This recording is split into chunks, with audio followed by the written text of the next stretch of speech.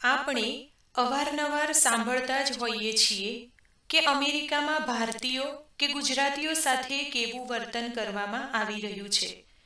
આપણા ગુજરાતના એક દંપતી સાથે પણ અમેરિકામાં ભયાનક ખેલ થઈ ગયો. સાંભળીને તમારા રૂવાડા પણ ઊભા થઈ જશે. નસીબ માણસને ક્યાં ખેંચી જાય છે અને ક્યારે કઈ પરિસ્થિતિમાં મૂકી દે તેનું કંઈ જ નક્કી નથી હોતું. આવું જ કંઈક ગુજરાતના એક યુવક દર્શન અને તેની પત્ની જાગૃતિ સાથે જ થયું. દર્શનભાઈ અમેરિકાની ધરતી ઉપર નસીબના ચક્રવ્યૂહમાં એવા ભયંકર રીતે ફસાયા કે તેમાંથી બહાર નીકળવાનો તેમને કોઈ જ રસ્તો દેખાતો નહોતો. આ ભાઈ જ્યારે ભારતમાં રહેતા હતા ત્યારે ગુજરાતના પ્રખ્યાત શહેર એવા અમદાવાદમાં સારી એવી નોકરી કરતા હતા. થોડા વર્ષ નોકરી કર્યા પછી દર્શનભાઈએ પોતાનો ધંધો શરૂ કર્યો. દર્શનભાઈએ ક્યારેય પણ એવી કલ્પના નહોતી કરી કે એમને અમેરિકા જવાનો મોકો મળશે, અને આ ભાઈની પોતાની પણ એવી કોઈ ઈચ્છા નહોતી કે ભવિષ્યમાં તેઓ પરદેશમાં જઈને સેટલ થાય. પરંતુ દર્શનભાઈનો સ્કૂલનો એક ખાસ મિત્ર વર્ષોથી અમેરિકામાં સેટલ થયેલો હતો અને અમેરિકામાં તેમના મિત્રનો ખૂબ મોટો ધંધો પણ જમાવેલો હતો. અવારનવાર દર્શનભાઈનો આ મિત્ર તેમને અમેરિકા આવીને સેટલ થવા માટે દબાણ કર્યા કરતો હતો, પણ દર્શનભાઈ તૈયાર થતા નહોતા. ધીરે ધીરે સમય પસાર થાય છે. દર્શનભાઈના લગ્ન થયા પછી તેમના આ મિત્રએ દર્શનભાઈ અને તેમની પત્ની જાગૃતિ બંનેને અમેરિકા આવવા માટે ઇન્વાઇટ કર્યા, અને દર્શનભાઈ વિઝિટર વિઝા ઉપર અમેરિકા જવા માટે તૈયાર પણ થઈ ગયા.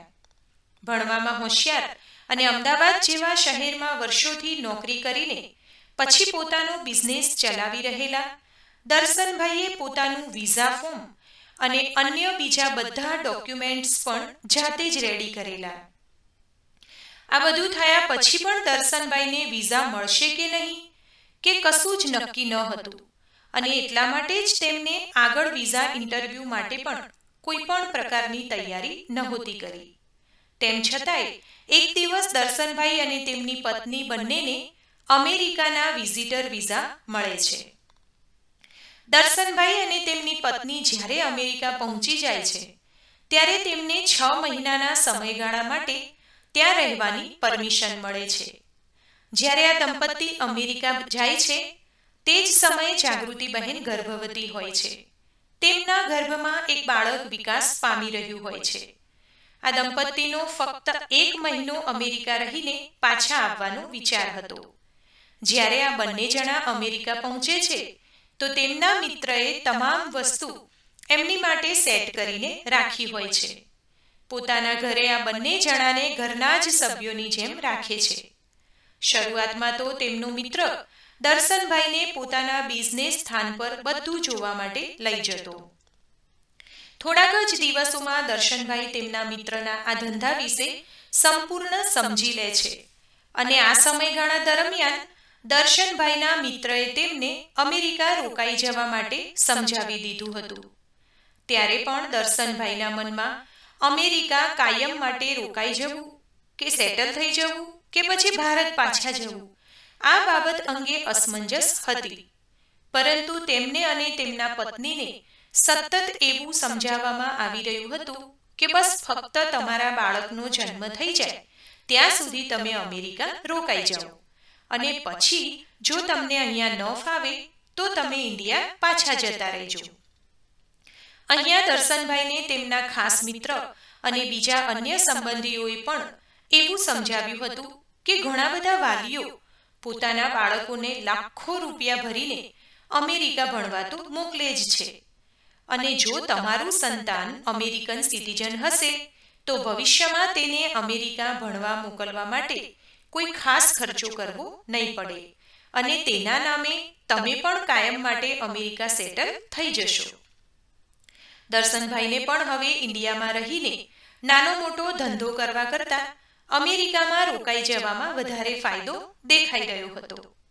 આખરે તેમણે પોતાની પત્નીની ડિલિવરી અમેરિકામાં જ કરાવવાનું નક્કી કર્યું. 6 મહિનાના વિઝિટર વિઝાનો સમય પૂરો થાય તે પહેલાં જ દર્શનભાઈની પત્ની જાગૃતિ બહેને એક દીકરીને અમેરિકામાં જન્મ આપ્યો. આ જ સમય દરમિયાન દર્શનભાઈએ પોતાના વિઝા એક્સટેન્ડ કરવા માટે રિક્વેસ્ટ નાખી દીધી હતી અને તેના માટેના તમામ ડોક્યુમેન્ટ્સ પણ તૈયાર કરી દીધા હતા. જે કંઈ પણ ચાર્જ ભરવાનું થાય તે પણ ભરી દીધો હતો. દીકરીના જન્મ પછી જાગૃતિબહેનની તબિયત સારી નહોતી રહેતી. ડિલિવરીના થોડાક જ દિવસ પછી જાગૃતિબેનને બ્રેસ્ટમાં ગાંઠ જેવું લાગ્યું. હોસ્પિટલ જઈને ચેકઅપ કરાવ્યું તો બધું જ નોર્મલ લાગી રહ્યું હતું. ડોક્ટરનું કહેવું એવું હતું કે તાજી ડિલિવરી થઈ છે એટલે કદાચ આવું બની શકે, પરંતુ જો આ ગાંઠ લાંબા સમય સુધી દેખાય તો ચેકઅપ કરાવવું જરૂરી છે. 3 જ મહિના થયા ત્યાં તો જાગૃતિબેનની તબિયત વધારે બગડવા લાગી. તેમની આ ગાંઠ દિવસે ને દિવસે મોટી થતી જતી હતી. હવે જ્યારે ફરીથી ડોક્ટર તમામ રિપોર્ટ્સ કરાવવાનું કહે છે ત્યારે બધા જ રિપોર્ટ્સ કરાવ્યા બાદ ડોક્ટર દ્વારા એવું નિદાન કરવામાં આવ્યું કે જાગૃતિબેનને 3જા સ્ટેજનું કેન્સર છે. આ સમયે તાત્કાલિક ધોરણે જાગૃતિબેનને ટ્રીટમેન્ટ આપવાનું ચાલુ કરવામાં આવે છે. આ બંને પતિ પત્ની સંપૂર્ણ રીતે ભાંગી ચૂક્યા હતા. છતાં પણ જાગૃતિબેન ભગવાન ઉપર ભરોસો રાખીને અને માનસિક રીતે મજબૂત થઈને કીમોથેરાપી લઈ રહ્યા હતા. આ ટ્રીટમેન્ટની તેમની ઉપર ખૂબ આડઅસર પણ થઈ રહી હતી, પણ તેમની પાસે બીજો કોઈ વિકલ્પ નહોતો. હવે આ બંને પતિ પત્ની વિચિત્ર સ્થિતિમાં ફસાઈ ચૂક્યા હતા. આ દંપતીએ અમેરિકા જઈને ખૂબ બધા પૈસા કમાઈને ખૂબ સારી જિંદગી જીવવાના સપના જોયા હતા. એને બદલે આ બંને જણા દવાખાનાના ધક્કા ખાતા થઈ ગયા. જાગૃતિબેનને ટ્રીટમેન્ટ ખૂબ સારી રીતે આપવામાં આવી રહી હતી અને થોડાક જ સમયમાં એક સર્જરી પણ કરવામાં આવી અને આ ગાંઠને નીકાળવામાં આવી. આ સર્જરીના ઊંડા ઘા જાગૃતિબેનની છાતી ઉપર તો પડ્યા જ હતા, પરંતુ તેનાથી પણ ઊંડા ઘા તેમના મગજ પર પડ્યા હતા. પણ જાગૃતિબેન એવું માનીને ખુશ હતા કે તેમનો જીવ બચી ગયો અને હવે તેઓ પોતે પોતાની દીકરીને મોટી થતા પણ જોઈ શકશે. બ્રેસ્ટ કેન્સરની સામે જાગૃતિબેને જબરજસ્ત લડાઈ લડી અને પોતે શારીરિક રીતે સ્વસ્થ થઈ ગયા, પરંતુ તેમની માનસિક હાલત શું છે તેનો તો પોતાના પતિને ક્યારેય અણસાર પણ આવવા દેતા નહોતા. આ કપરા સમયમાં દર્શનભાઈના ખાસ મિત્રએ પણ તેમની ખૂબ મદદ કરી હતી. દર્શનભાઈ અને તેમના પત્ની જાગૃતિબેન એવું વિચારતા હતા કે કુદરતે તેમની ખૂબ મોટી પરીક્ષા લીધી, પણ બહુ જ બધી યાતનાઓ સહન કર્યા પછી પણ બંને જણા આ દુઃખમાંથી બહાર આવી ગયા. પરંતુ અમદાવાદના આ દંપતીની જિંદગીનું સૌથી ભયાનક ચેપ્ટર અમેરિકાની ધરતી પર ચાલુ થવાનું હજુ બાકી હતું. જાગૃતિબેન હવે શારીરિક રીતે સ્વસ્થ હતા. તેઓ હરતા ફરતા થઈ ગયા હતા. પોતાના પતિને મદદ કરવા માટે જાગૃતિબહેન હવે સ્ટોર પર પણ જતા હતા. આમ કરતા કરતા થોડોક જ સમય નીકળે છે અને એક દિવસ અચાનક જાગૃતિબેનને ઉલટીઓ ચાલુ થઈ ગઈ. પેટમાં ખાવાનું થોડું પણ ટકતું ન હતું, એટલે તેઓ ડોક્ટરને બતાવવા માટે જાય છે. આ જ સમયે જાગૃતિબેનને માથામાં પણ સતત દુખાવો થતો હતો. એવું લાગતું હતું કે આ બેનને પેટની કોઈ બીમારી છે, એટલે આ ડોક્ટર પેટને લગતી દવાઓ કરી રહ્યા હતા. પણ આ દવાથી જાગૃતિબેનને કંઈ પણ ફરક પડતો ન હતો. ખરેખર શું તકલીફ છે તે રિપોર્ટમાં પકડાતું નહોતું. આખરે ડોક્ટર MRI કરાવવાનું કહે છે. આ રિપોર્ટમાં જ્યારે જાગૃતિબેનના બ્રેઇનમાં કંઈક તરતું હોય એવું દેખાયું અને આ જોઈને ડોક્ટર પણ એકદમ સ્તબ્ધ રહી જાય છે. બ્રેસ્ટ કેન્સરને માત આપનાર જાગૃતિબેનને પેટની કોઈ તકલીફ ન હતી, પરંતુ તેમને ખરેખર બ્રેઇન કેન્સર થયું હતું. કેન્સર જેવો રોગ જ્યારે ફરીથી ઉથલો મારે છે ત્યારે ખરેખર ભયાનક સાબિત થતું હોય છે અને જાગૃતિબહેન સાથે પણ કંઈક આવું જ થયું. અમેરિકામાં ફક્ત 1 જ વર્ષ રહેવાના આ સમયગાળામાં દર્શનભાઈ અને જાગૃતિબહેને જાણે કે 7 જન્મોનું દુઃખ વેઠી લીધું હોય એવું તેમને લાગતું હતું.